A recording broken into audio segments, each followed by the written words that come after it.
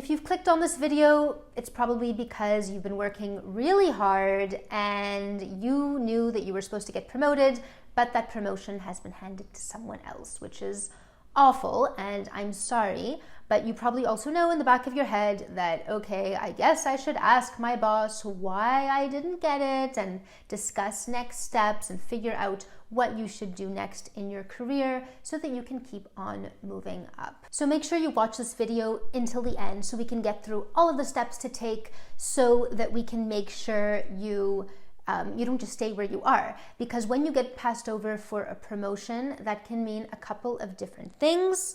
And there are a couple of different ways to handle your employer as well, so that you make sure they're not starting to see you as someone who should just stay stuck where you currently are. And the last thing we want is for you to just continue to work really, really hard, trying to prove yourself and never have the results, in terms of your compensation to be able to show for it. But we also don't want you to just give up and stop working hard, barely doing anything, and then you also don't get to where you want to go.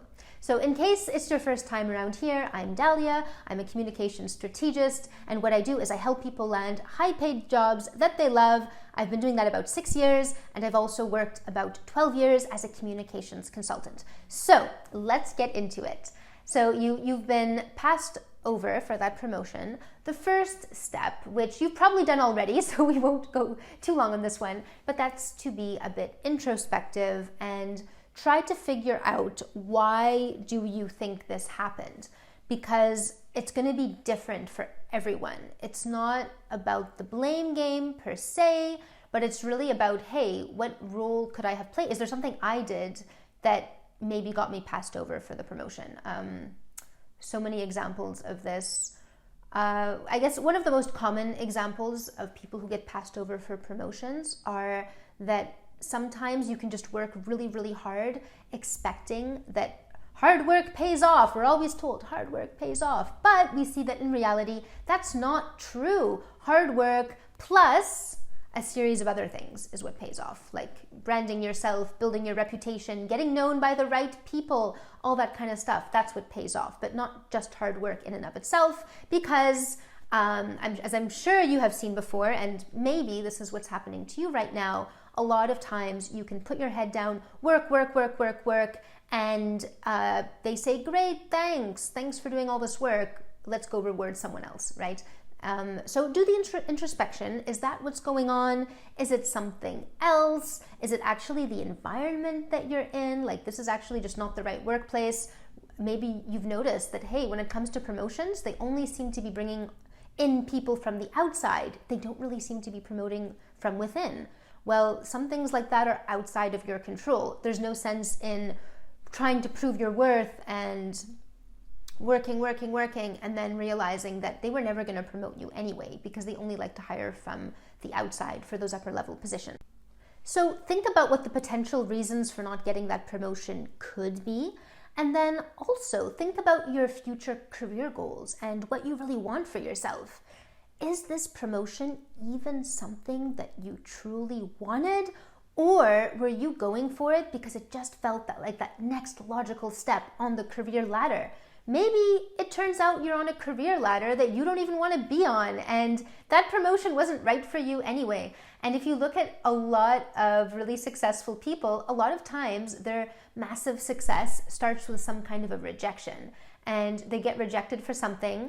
And I think it was Sarah Blakely, the owner of, now she sold the company, but the woman who started Spanx and became a billionaire. I believe she had applied to get into law school and didn't make it, and then went on to starting Spanx. So if she hadn't gotten rejected from law school, I know that's not a promotion per se, but it's kind of rejection, then she probably would not have become a billionaire entrepreneur.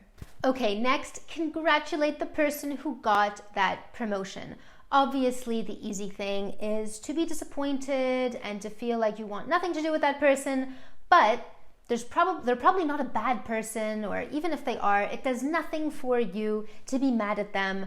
And the best thing you can do is have a good working relationship together, show that you're not at all bitter about it, because You want to be a high value, in-demand professional, and a high value professional is not upset that someone else got the promotion because you're on to bigger and better things, which I know might not seem like it right in this moment, but trust me, you want to start embodying that so that it can start to happen for you as well.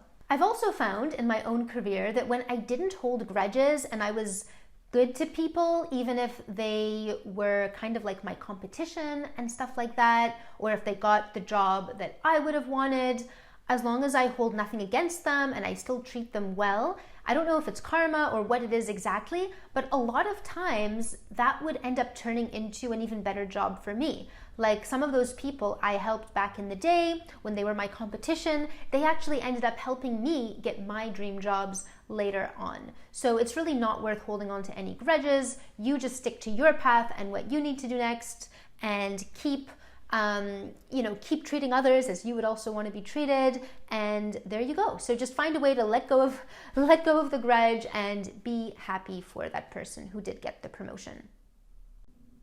All right, now it's time to get some real answers. So once your emotions have settled, set up a meeting with the powers that be to discover why you in fact didn't get this promotion. Bring questions to the meeting, be prepared so that you can figure out, is it because of your specific shortcomings, some weakness they want you to work on, a set of skills?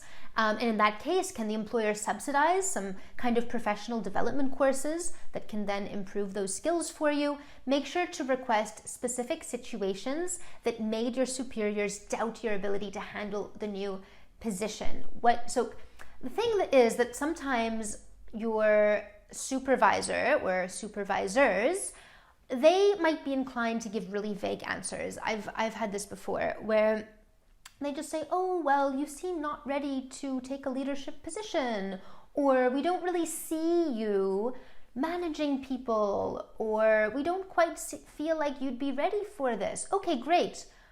Specifically explain to me why, right? And ask them for specific examples. What's the situation they're actually thinking of in their mind? A lot of times supervisors will think of a specific meeting or a specific thing that happened, and then they will put that into their mind as, oh, they're not ready because of this, that specific meeting didn't go well, or it didn't go as we would have wanted it to go. Okay, great, good to know.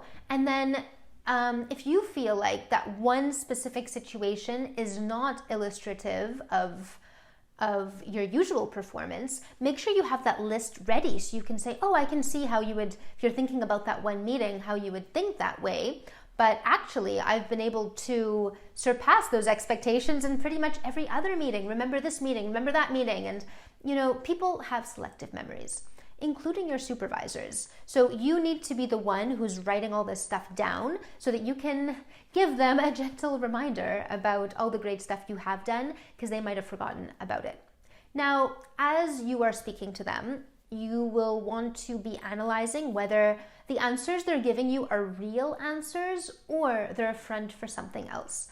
Unfortunately, I'm not saying that this is the case for you, but a lot of times I have seen that employers will give you smokescreen answers because sometimes there's a different reason that has nothing to do with you as to why you didn't get promoted. So, there's so many different reasons, right? We don't even have time to go into this video, into all the different reasons, but there's the everyday discrimination. You were the wrong skin color, you were the wrong age, like these kind of things they're never going to tell you. They might not even be fully aware of it themselves, but that can happen. Maybe it's because, like I said before, they just want to hire they just want to hire externally for the promotions. Maybe they ended up hiring, the person who got the promotion is actually the son of one of the board members and nobody knows about it, or I don't know. There's so many different reasons why you might not have gotten promoted that have nothing to do with you. So just try to you come in with a really genuine, like, hey, let's discuss this, and show that you genuinely want to know. You're not coming in with any kind of a grudge or any kind of, why didn't I get promoted? But you're genuinely coming in trying to find out the truth. And hopefully when they sense that energy from you, they will also want to give you the truth, because smokescreen answers aren't very helpful to you. It's actually not helpful for them either, because giving you a smokescreen answer is not going to help you to deliver value to them. But anyway, I digress. If you sense they are giving you a smokescreen answer, then just make sure to take note of that. Just know that there's a difference between a real answer and a smokescreen answer. If it's a smokescreen one, you need to start looking at other options, because it sounds like they're not that invested or interested in promoting you, and they're not even interested in creating a plan with you for you to work on your career goals, then you might be in the wrong place. Now, when you're at this meeting, the one thing you don't want to do is to compare. So this can be a bit tricky to do, because you might be tempted to ask them, well, why did Sophie get the promotion when she actually has 5 years less experience than I do? Do you realize I have this degree and she doesn't? But the problem is, when you start to compare, it'll make you look petty. It doesn't emphasize that high value professional status, and it's not going to make you look good, even though it can be tempting, because you want to know the truth. You genuinely want to know, why did this person with less experience than me, right? Like, it can feel like a very logical way to ask for answers, but whatever you do, keep the focus on yourself and your own performance and not on someone else. Okay, next up, you want to be keeping tabs on all your wins. Now, if there's any way hopefully you have this done already and you can bring that into the meeting with your boss. But if not, from now on, you want to be recording all of those wins. So whether you are someone who prefers analog and you want to have it down in a notebook, or you want to have it on a note on your computer, doesn't matter.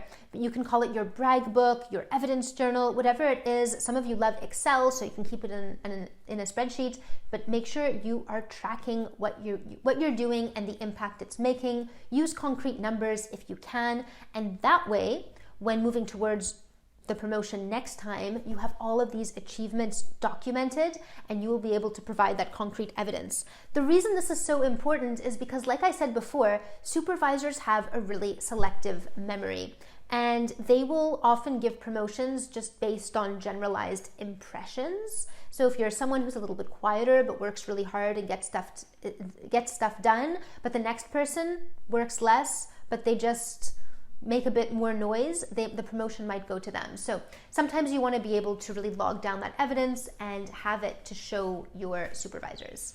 Next, you want to be looking at other options. So even if you have the most wonderful employer and they're actually looking at promoting you, etc., I still believe it's good to see what other options are out there. It's always good not to get too stuck in your bubble. Sometimes you think I cannot possibly get paid any more than I'm getting paid at this place, but actually there's another place paying double the amount. You just didn't realize it. And it can also help you to get promoted where you currently are. So if you can get in demand elsewhere, or at least if you know what the landscape is looking like with other employers, that can also help you to advocate for yourself. So definitely keep your eyes and ears open to other opportunities.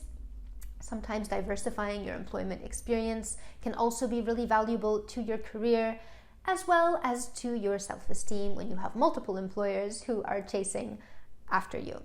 So it can be a good idea to write down the benefits of your current role and your current employer, and then start comparing that to the benefits and negatives of working for someone else. That way, if the time comes, you might just be ready to jump ship and to get that promotion elsewhere. Changing organizations can also help you land that promotion, because sometimes where you currently are, they just see you as in a certain way. They see you as, oh, that's the girl who does the whatever, right? And if you've been there 10 years, they don't realize you're not in your early 20s anymore. Now you're in your 30s. You're ready for something bigger and better. But they just don't see you that way, right? They just see you as who you were 10 years ago, or sometimes even 1 year ago, right? Like, some of us move and grow fast and we want to be recognized for it, and companies are just not prepared to do that.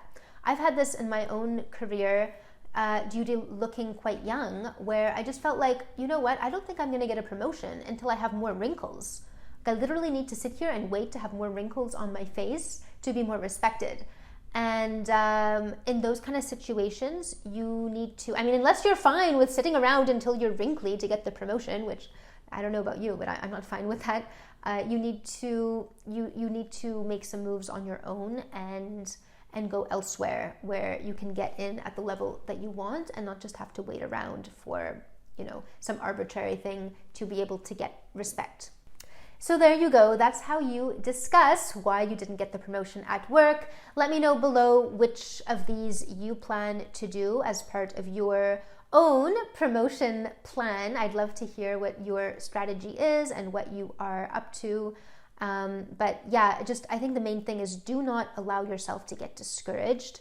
Remember that everyone fails on their way up. This is just a case of continuing to gather more information, figuring out your next step. Do not get stuck in your bubble thinking like this was the thing and I did everything for this and it didn't happen. Then you move on to bigger and even better things. So let me know below what your situation is. What are your next steps when it comes to getting yourself promoted? And if you want to have more information about branding yourself for the new economy so you can get that high-paid dream job that you love, I'll also link to my free class in the description section. Hope that this was helpful for you. Do let me know your thoughts below, and I'll see you in the next video.